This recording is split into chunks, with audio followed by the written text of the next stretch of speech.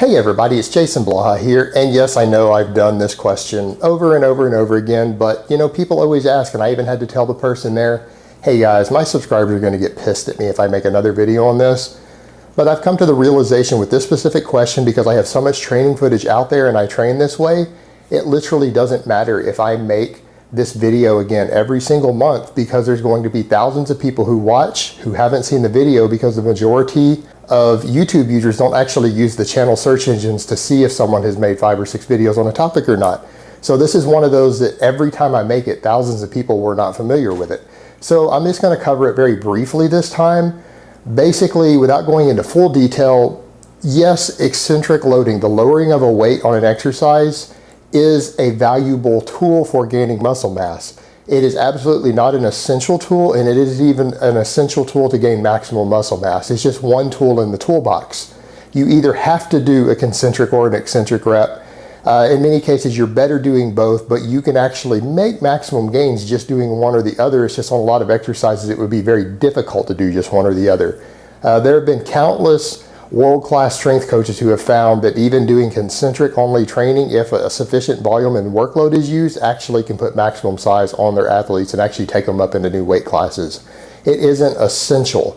It's just that, again, for pure hypertrophy, eccentric reps have their place. However, the thing is, with certain exercises like the deadlift, actually doing eccentric reps increases your chance of injury. So if you can do a little more concentric work by lowering the weight faster and not really focusing on the eccentric, you can get the same gains, you can get the same strength, you can get the same muscle mass, but because you're not lowering it, you're going to get less sore, and you are going to have a lower chance of injury.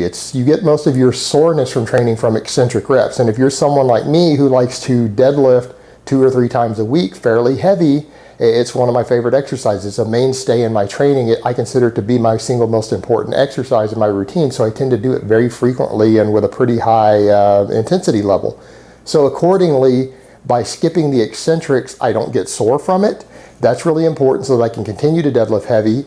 It helps me recover more quickly from it. And then 3, I have a lower chance of injury because I'm deadlifting so heavy so often all the time, over and over and over. Doing things to lower my injury rate is a good idea, because it's just the way, if you look the way a deadlift works, most people who injure their back on a deadlift, their lower back, it's actually on the eccentric portion of the lift. And I'm old enough and far enough along in the game, I don't really want to get injured. I can't afford injuries at this point in my life. So performing the exercise in a way that's going to lower my injury rate is something that I do, and it's not something I'm ever going to reconsider, because I'm not willing to get hurt trying to chase some little 0.5% advantage somewhere. And if I wanted to do an eccentric deadlift, and for any of you who want to really focus on getting eccentric strength on the deadlift, or doing an eccentric focus for hamstring hypertrophy or whatever, that's what Romanian deadlifts are for. They're a fantastic tool to help you get there without having to risk hurting yourself on slow eccentric reps on an actual deadlift. So the primary reason is really an injury prevention tool and to reduce muscle soreness. All right, guys, but that's really all I have to say on that today. I hope it's been informative, and I will talk to you guys next time.